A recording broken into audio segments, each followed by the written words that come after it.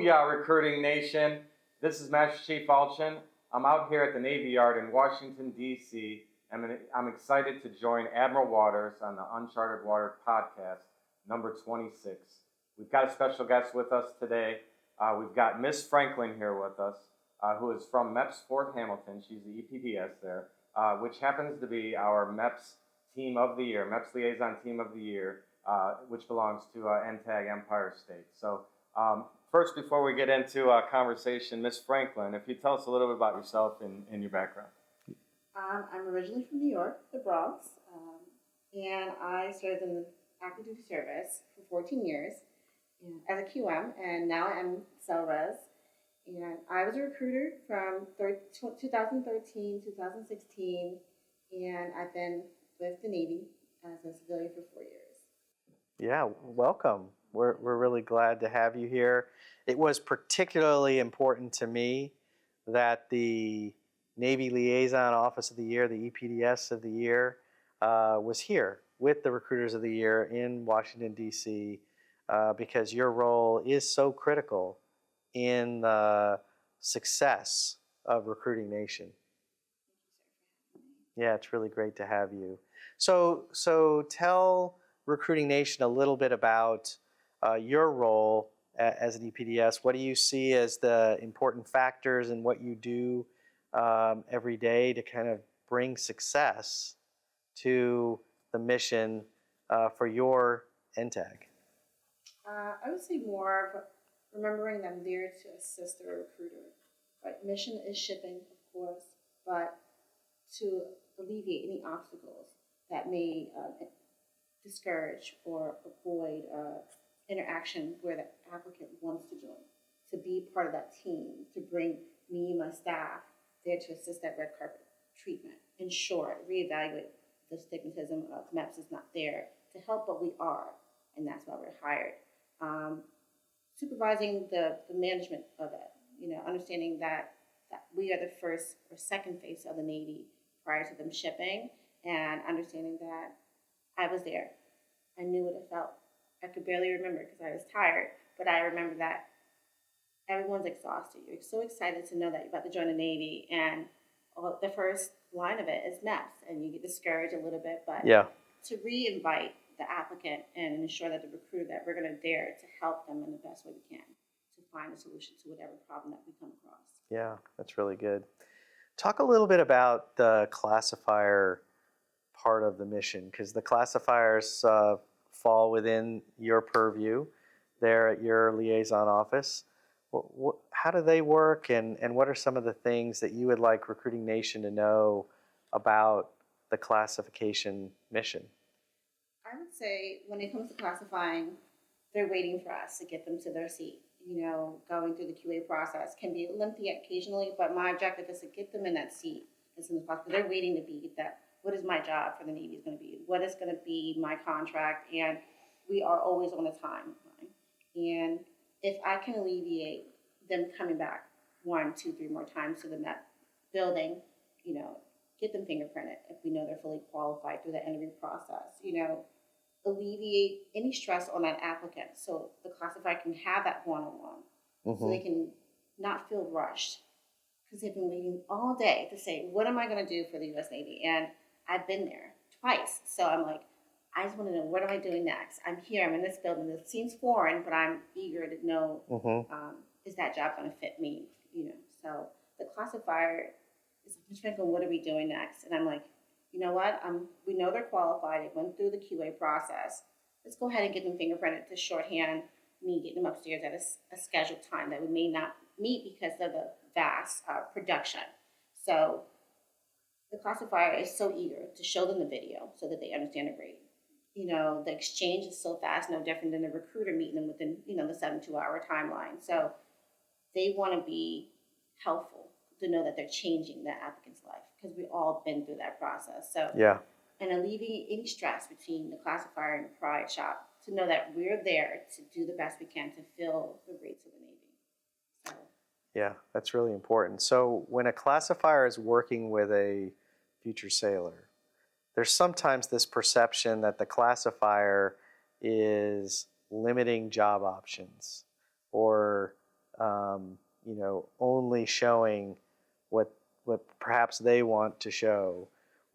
What's your view of that perception, and maybe dispel concerns that those in Recruiting Nation might have about that? I think at the end of the day, it's eager to say, hey, what do you want?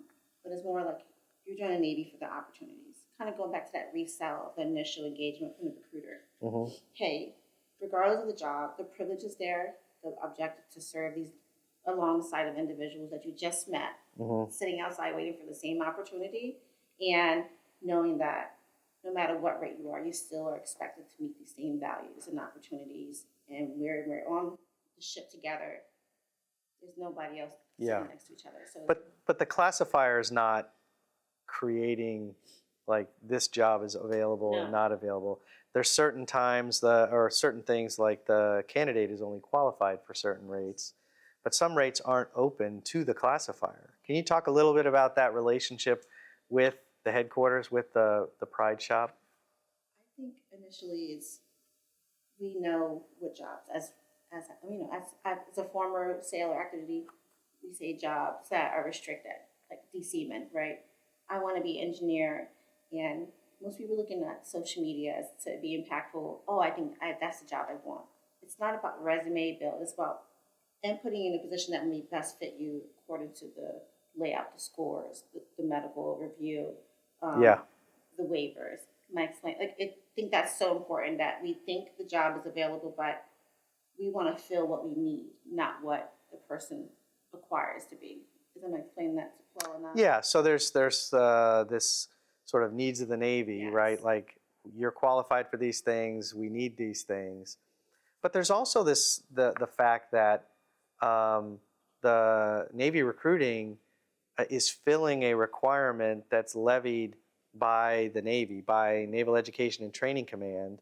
They lay out, hey, these are the requirements for this time frame. And the reasons for that are that there are certain school seats, A-school seats, that are available at certain times of the year. And so there are times when sometimes that's closed and it doesn't open again till later, and we need to fill other rates in that time frame. And that's what the classifiers are working with, right? The needs of the Navy, the desires of the individual, and really the loading of that student pipeline, right? Right. Yeah, exactly. It's more understanding that no matter what job you fill at that time, I can say I'm a QM, but I'm still a veteran. I'm still active. We go hand in hand. It's a long-term relationship, whether it's using the GI, but knowing about the opportunity there, why you walked into that recruiting office. You needed something at that time. How can we apply that to you? Knowing that we need you right now for this position, whether it's cyber or operations specialist. This is what's going to fit you based off our resume building. Yeah. And it's hard to say that to a person right off, coming outside the unknown, but understanding, hey, I joined. Look where I'm at today. It took me out of the Bronx to Washington, D.C., to being a veteran, to being a federal worker. It goes beyond that point of sitting in the classified office. The unknown. I think it's great that you and your team focus in on not only a specific job, but what does the applicant want? What do they need? What do they desire? How can the Navy help get them there? And I would imagine that classifying in today's environment, to the day and age where all the information that you want is at your fingertips, I could see that applicants are probably coming in predetermining what jobs they want. I think it's great that you encourage your team to really ask the questions and why the individual is joining the Navy and utilizing those valor techniques to focus on those. I really like the fact that your team uses not only the job cards but also the rating videos and utilizing all the resources that you have at your fingertips to be successful and to get every single person into the right fit for not only for what they're looking for but also for the needs of the Navy. Yeah, and that does contribute to retention, right? But those rating videos are a great tool. And I wanted to say that I fingerprint them so they can have that time, because sometimes it just comes to that crunch. We have a timeline once they get out of medical to get through our process and then get upstairs and be sworn in by 3:30. and we lose the empathy with the applicant at the time. Right. So I'm like, you know what, let's just put them in a remote status, you know, if they fit that bill. Right. You know? Yeah, that's a really interesting point. That unless you've been in the fight at the liaison office, that you might not realize that fingerprinting in order to get to the swearing in artificially pressurizes this process, and these young people are making decisions that are going to affect their lives. Yeah, that's really good insight. I think it's great strategy, so you could keep them at ease. They don't feel the pressure, like we have to hurry up and go. It gives you more options. So if you don't meet the cutoff at 15:30, then you still have the options of doing the remote swearing, whether it's later on that day or the next day, so the applicant feels comfortable and confident with the decision that they're making. Yeah, I do think it's really important, and this is for Recruiting Nation, that really important that wherever we can get the criteria complete to allow a remote swear-in, if you can't finish at the day that they're at the MEPS, that we should set those conditions. Because not only does it buy that time for the candidate, it reduces windshield time for recruiters having to drive them back to the MEPS, you know, and it's just a more efficient way to do the process. And it also builds that trust with the MEPS, the NRPS, and the recruiter, to know that we're there to help them, not to feel like they got to come back. Yeah. When they already had a plan the next couple of days to come back with another applicant, you know, to keep that train moving. Yeah. And I'm sure the recruiters appreciate that as well. Yes, they do. Yes, they do. Yeah, that's great. I love it. My team is so good. My CEO, Commander Skiles, he has given me, you know, I have seven great civilians, and then I have 6 actually active duty. So my team is there. I can do a lot of cross training, so I can step away and feel like they're still there to contribute to the mission at hand. Yeah, that's really smart. Yeah. Can you talk a little bit about how you handle the QA part and how you communicate with recruiters, DLCPOs, ranks, sort of the hit list? How do you manage that and maintain that sort of positive relationship so that they truly understand that your heart is to help them get somebody across the goal line by the rules? Because if you don't do it by the rules, then you didn't really do it. Yes, great question. That's usually the pinnacle of our, that battle, right? Someone told me recently, training's always needed. And with the turnaround of recruiters, whether it's 2 years or 3 years, there's always a new person that you're going to meet. Mm-hmm. And I believe from my experience, and even now as an EPS in a short period of time, we never know what's happening because policies change so frequently and communication can fumble. So if I have a recruiter who has a situation, they may have never dealt with it before, whether it's a waiver or a significance, find a solution because the applicant is more important than going back and forth about who was wrong. We're here to win. But if I can help you and call policy and get a better understanding of what is in the recruit manual, I'm helping you and myself understand it the next time it comes around. So alleviate the tension by finding out the right answer as opposed to making up or saying what was, as opposed to what is and what we can move forward. Right. And I think it's important for Recruiting Nation to know you have a direct line to the ROC director, Mr. King, right? Who has a direct line to me. He can walk into my office, right? And so if there is a waiver issue, if there's somebody standing on deck that needs help, it's a pretty short chain to me. But he can answer, 99.9% of things. He doesn't. Right. He doesn't have to come ask me very often. But it's important that if there is something that's not known, we can resolve this policy question, whatever it is, fairly quickly. Because I know the Crewman, the RLAM, those are all really thick binders, right? There's a lot in there, and we're all still learning. And so we can resolve that. And then there's just the straight up, you're going through packages, identifying when things are needed. Talk about, like, how do you communicate that? Is that like a routine email? Is that phone calls? How do you do it? So it's a mixture. We usually, if we can identify dep onlys, those who've been there before and needed an N33 or a waiver that, was a stoppage for them joining that day, we try to get through the process early, and then we'll either put it on MEPS track, which is what MEPS track's for, and if we know we didn't get much of a response within the next 30 minutes, we call the rink. And we should call because people at the rink is kind of standing by because they know who's on deck prospectively, and they're supposed to be filling up, stepping up to be a chief eventually. So we call them, we develop a relationship, say, hey, this is what got going on. Have you completed this task? Yeah. Yes, we did. Oh, well, I'm not sure. Okay, well, I've been through this. This is what we can do to fix this. Fix that problem. Because it's an everyday process for me to checks and balances with these solutions. And a recruiter may come through it or see the situation, a single parent waiver, once a month, maybe once a week, depending on the environment. I want to help instead of saying, call your chief, call this, because every market is different.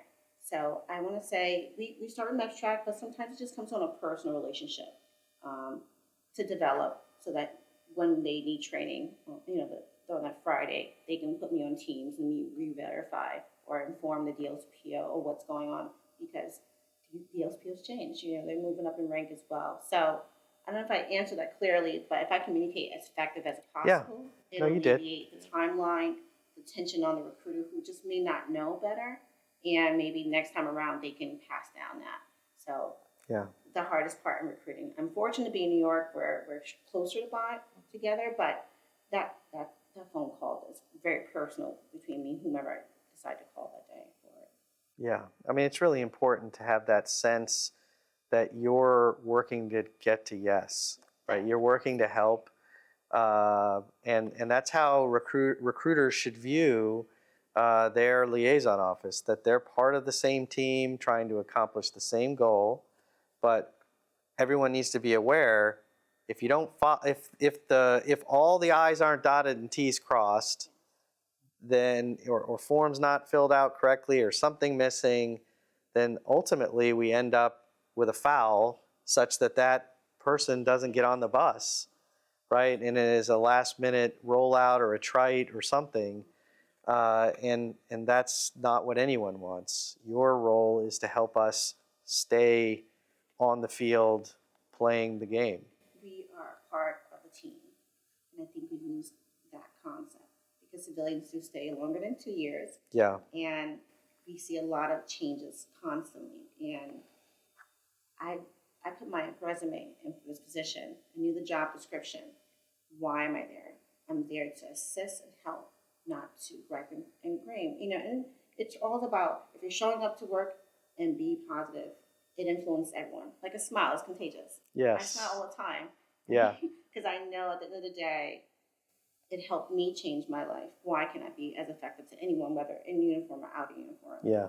And I'm so happy to be here because most civilians feel like they're not heard, but we are here, and super important. The regime change, be effective. We've been on ships. We've been deployed. Yes. It's just a different type of mission, and that's what drives me to be here and want to be there. Yeah, thank you.